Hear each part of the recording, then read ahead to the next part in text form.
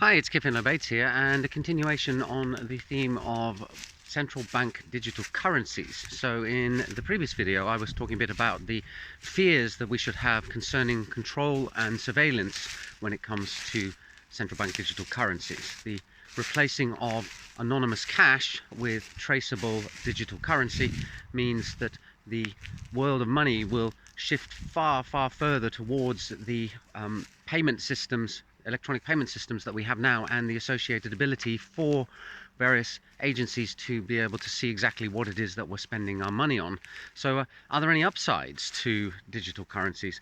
Well, there certainly are for the central banks. I mentioned in the previous video that it gets rid of a lot of the trouble of ensuring that there is no counterfeiting taking place. There is a constant arms race going on between banks printing money and counterfeiters counterfeiting money, and that arms race would shift into the digital space instead. So it might actually give central banks a bit of a jump on the counterfeiting and fraud industries.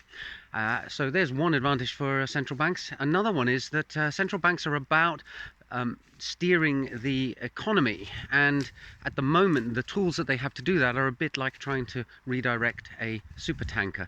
It's a slow process because there are several steps that need to be taken before the decisions made by the central banks actually filter down to affect the everyday lives of people. At the moment, the central banks effectively hand money to conventional banks, and conventional banks then reduce the amount at which they loan money out, and that encourages more economic activity. Now, during the COVID period, we saw a direct attempt to speed up the economy in the US through the issuance of stimulus checks. And with central bank digital currencies, if people all have digital wallets, the Federal Reserve would be able to directly, immediately hand cash over to people, rather than requiring the extra step of receiving a check in the mail and going and cashing it at your bank. So it allows them to take much quicker action when they so decide. Another thing that it would allow them to do, given that the talk is about these digital currencies being programmable, is to actually put all sorts of extra conditions on the currency. They could, for example, make a decision that the purchasing power of your cash this month is going to be higher than it will be next month, to encourage you to spend more this month if for some reason they want things to heat up a bit at the current time. And they can do this by effectively having a multiplier on your cash for the current month, and then a fractional multiplier for the next month, thereby encouraging people not to save but rather to go out and spend. Because of course, when people spend, then the economy moves faster, the velocity of money is higher, and it's meant to help pick up things. And similarly, if they feel that the economy is overheating, they can slow it down by making it more advantageous to save. So there's all sorts of games that they would be able to play with the digital currency that at the moment they have to play in a more remote manner. From government's point of view, digital currencies offer benefits in terms of tax collection. Now, in Finland, the tax authorities already use a lot of automated systems. You can file your tax forms online, your bank details and mortgage details and stuff, and your income are automatically, well, not automatically in all cases, but they're reported to the tax authority. And when you go to your tax form, you see that most of it's already filled in. And then you have to claim back things that they, for some reason, haven't automatically put in there. I don't know why they haven't taken that final step. Maybe it's to raise more taxes. But with a central bank digital currency, the government would have much more oversight as to where the money is flowing, and would be able to tax accordingly. So from government's points of view, there are big advantages here too.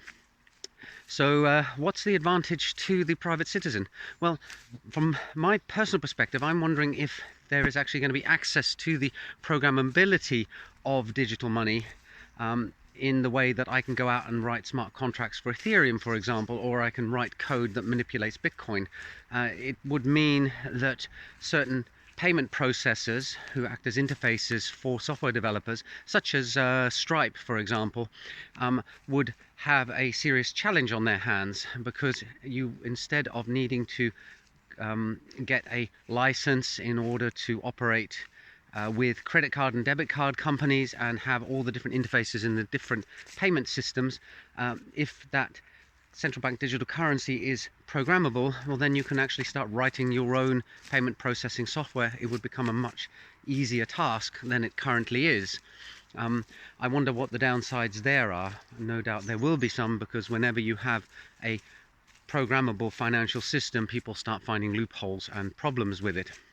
But in general, other than the convenience that we already have with payment systems, I can't see any huge upsides for central bank digital currencies when it comes to private citizens.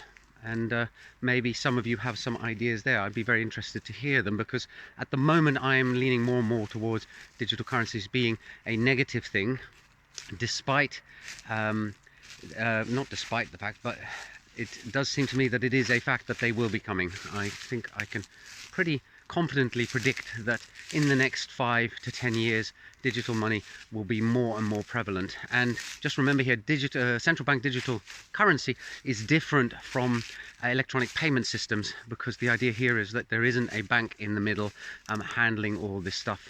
So I'd look forward to seeing comments from people on this, because I think it's a fascinating discussion. I think it's going to change the way the world functions, and hopefully if we have enough of a discussion we can make sure that it's a good change on the whole rather than a bad one. That's it for today. See you in the next video soon. Bye for now.